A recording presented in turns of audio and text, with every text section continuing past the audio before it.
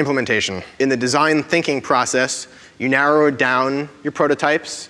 Through the testing phases that you just went through, you have a bunch of different prototypes to test different parts of the system. You test them, you figure out what parts work, what parts don't work. Maybe you find some parts that mostly work, but they need to be tuned specifically at the factory or calibrated or something like that. And you feed that information into the implementation phase.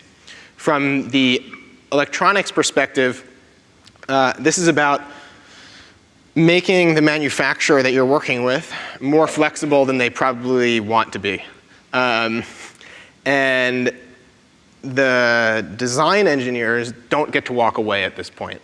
So this is a really important thing. I've worked with engineers before who are extremely talented, wonderful engineers, love doing the design. You know, they either live in the schematic or they live in the board layout or whatever it is, and then they generate the zip file and send it out, and then someone else is responsible for like shepherding this through the process and making sure it gets made. And that might work for some things. It definitely does not work for what we're doing.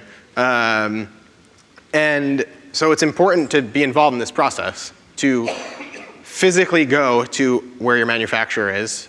In the case of, if you're just responsible for the PCBAs, maybe that's going to the PCBA vendor or SMT vendor. If it's different from your contract manufacturer, maybe it's going to the contract manufacturer. It all depends on your experience, but I can tell you as someone who designs the electronics in this product, but also happens to design all the electronics for our factory test systems and fixtures, having an understanding of what the PCBs look like going through the manufacturing flow and understanding what the full product looks like going through the manufacturing flow has certainly benefited the company. It's allowed us to make a tremendous number of cost-saving changes to the way the tool is assembled that make the factory more efficient, less prone to errors.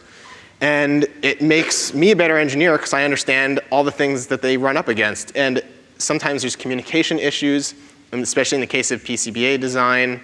A manufacturer might come back to you and be like, this doesn't work. And you're like, why? They're like, it just doesn't work. And like, they know why, but they can't communicate it effectively. And if you go there, 90% of the time you spend like 5 seconds looking at it and you're like, oh, that's why it's not working. And then you can make that change and then you know that moving forward.